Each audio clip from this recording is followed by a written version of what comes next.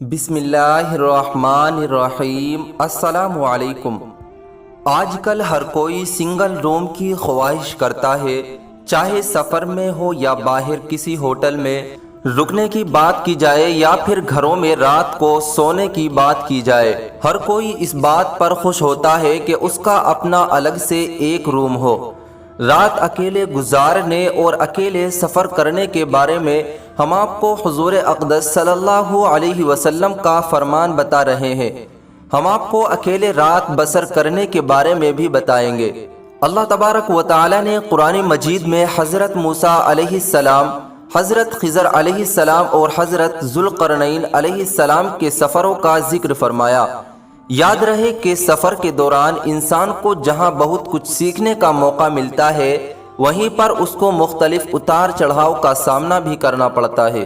حدیث پاک سے یہ بات معلوم ہوتی ہے کہ انسان کو بلا ضرورت سفر سے گریز کرنا چاہیے۔ بخاری میں حضرت ابو ہریرہ رضی اللہ عنہ سے روایت ہے کہ نبی کریم صلی اللہ علیہ وسلم نے فرمایا، سفر عذاب کا ایک ٹکڑا ہے، آدمی کو کھانے پینے اور سونے ہر ایک چیز سے روک دیتا ہے، اس لیے جب کوئی اپنی ضرورت پوری کر چکے تو فوراً گھر واپس آ جائے۔ یہ عام مشاہدہ ہے کہ انسان جب دنیاوی امور کے انجام دہی کے لیے سفر کرتا ہے تو بالعموم اس طرح عبادات کے قابل نہیں رہتا جس طرح حالات اقامت میں کر رہا ہوتا ہے۔ لیکن نبی کریم صلی اللہ علیہ وسلم نے مسافر کو یہ بشارت سنائی ہے کہ اس اقامت کے دوران کی جانب والی عبادات کا ثواب سفر میں بھی ملتا رہتا ہے، جیسا کہ صحیح بخاری میں ابو موسیٰ رضی اللہ تعالی عنہ سے روایت ہے کہ وہ کہا کرتے تھے کہ نبی کریم صلی اللہ علیہ وسلم نے فرمایا کہ جب بندہ بیمار ہوتا ہے یا سفر کرتا ہے تو اس کے لیے ان تمام عبادات کا ثواب لکھ دیا جاتا ہے جنہیں اقامات یا صحت کے وقت کیا کرتا تھا۔ اللہ تعالیٰ اپنے بندوں پر کس قدر مہربان ہیں۔ اسی طرح سے سفر میں اللہ تعالیٰ نے انسانوں پر عبادات کی تخفیف بھی کی ہے، چنانچہ سفر میں نماز کو قصر ادا کرنا سنت نبوی صلی اللہ علیہ وسلم ہے۔ اسی طرح مسافر کے لیے دوران سفر روزے رکھنا ضروری نہیں ہے، جیسا کہ صحیح بخاری میں حمزہ بن عمر رضی اللہ تعالی عنہ سے روایت ہے کہ نبی کریم صلی اللہ علیہ وسلم سے عرض کی، میں سفر میں روزہ رکھوں؟ وہ روزے بکثرت رکھا کرتے تھے۔ نبی کریم صلی اللہ علیہ وسلم نے فرمایا، اگر جی چاہے تو روزے رکھو اور جی چاہے افطار کرو۔ ناظرین، یہ تو تھے چند احکامات جو سفر کے بارے میں احادیث میں بیان ہوئے ہیں۔ آئیے اب آپ کو بتاتے ہیں کہ اکیلے سفر کرنا کیسا ہے۔ عام مشاہدہ ہے کہ اکثر لوگ سفر پر اکیلے روانہ ہو جاتے ہیں۔ انسان کو زیادہ تر کوشش کرنی چاہیے کہ سفر میں اس کے ساتھ کوئی نہ کوئی ساتھی موجود ہو اور اس کو اکیلے سفر کرنے سے ممکن حد تک گریز کرنا چاہیے، کیونکہ اس بارے میں صحیح بخاری میں عبداللہ بن عمر رضی اللہ عنہ سے روایت ہے کہ نبی کریم صلی اللہ علیہ وسلم نے فرمایا، جتنا میں جانتا ہوں اگر لوگوں کو بھی اکیلے سفر کی برائیوں کے متعلق اتنا علم ہوتا تو کوئی سوار رات میں اکیلا سفر نہ کرتا۔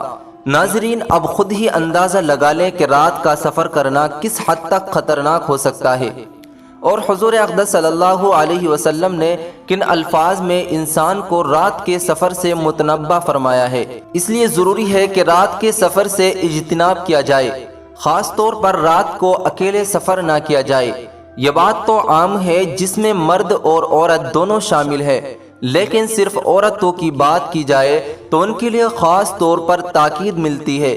یاد رہے کہ عورتوں کو بھی کئی مرتبہ رشتہ داروں سے ملاقات، علاج یا کسی ضروری کام سے سفر پر نکلنا پڑتا ہے۔ احادیث مبارکہ سے یہ بات واضح ہوتی ہے کہ عورتوں کو مردوں سے بھی کہیں بڑھ کر اکیلے سفر سے اجتناب کرنا چاہیے، اس لیے کہ وہ یہ بات فتنہ کا باعث بن سکتی ہے اور ان کی عزت و ناموس کو بھی خطرہ لاحق ہو سکتا ہے، جیسا کہ صحیح بخاری میں حضرت عبداللہ بن عباس رضی اللہ تعالی عنہ سے روایت ہے کہ نبی کریم صلی اللہ علیہ وسلم نے فرمایا، کوئی عورت اپنے محرم رشتہ دار کے بغیر سفر نہ کرے اور کوئی شخص کسی عورت کے پاس اس وقت تک نہ جائے جب تک وہاں کوئی محرم موجود نہ ہو۔ ایک شخص نے پوچھا، یا رسول اللہ صلی اللہ علیہ وسلم، میں فلاں لشکر میں جہاد کے لیے نکلنا چاہتا ہوں، لیکن میری بیوی کا ارادہ حج کا ہے، تو آپ صلی اللہ علیہ وسلم نے فرمایا تو اپنی بیوی کے ساتھ حج کو جا۔ یہاں ہمارے بہنوں کو غور کرنے کی ضرورت ہے جو کہ بے دھڑک کسی بھی کام سے گھر سے باہر چلی جاتی ہے اور محرم ساتھ نہیں ہوتا، اس لیے عورتوں کی خصوصیت کے ساتھ اس بات کا اہتمام کرنا چاہیے۔ رات کی بات تو بہت دور ہے، عورت کو دن میں بھی اکیلے سفر کی اجازت نہیں ہے۔ سفر کے حوالے سے چند مزید احکام پر بھی ہم بات کریں گے، لیکن اس سے پہلے آپ کو اکیلے رات بسر کرنے کے بارے میں بھی بتاتے ہیں۔ اس حوالے سے عبداللہ بن عمر رضی اللہ عنہ روایت کرتے ہیں کہ نبی اکرم صلی اللہ علیہ وسلم نے تنہا رہنے سے منع فرمایا، یعنی نہ تو آدمی رات تنہا بسر کرے اور نہ تنہا سفر کرے۔ علامہ البانی رحمۃ اللہ علیہ نے اس حدیث کو بخاری کی شرط پر صحیح کہا ہے۔ اس حدیث میں رات اکیلے گزارنے کی واضح ممانعت فرمائی گئی ہے، لیکن اس کے باوجود ہم سے اکثر لوگ خاص طور پر نوجوان اس بات پر اصرار کرتے ہیں کہ ان کا اپنا کمرہ ہو جہاں وہ اکیلے ہوں اور انہیں دن رات کی تنہائی میسر ہو۔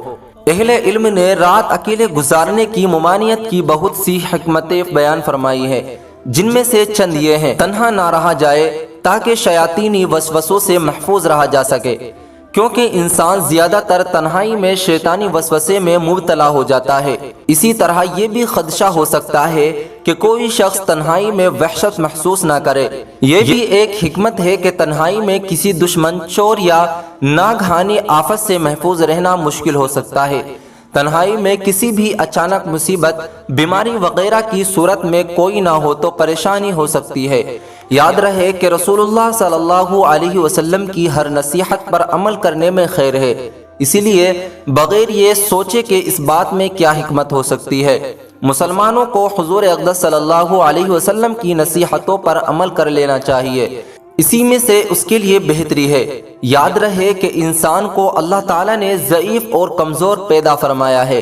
رات کا وقت ہو اور اس پر کوئی بھی کسی قسم کی پریشانی آ جائے اور مدد کرنے والا کوئی نہ ہو تو خود ہی سوچ لے کہ انسان کی حالت کیا ہوگی۔ اللہ رب العزت سے دعا ہے کہ اللہ پاک ہم سبھی کو ان باتوں پر عمل کرنے کی توفیق عطا فرمائے۔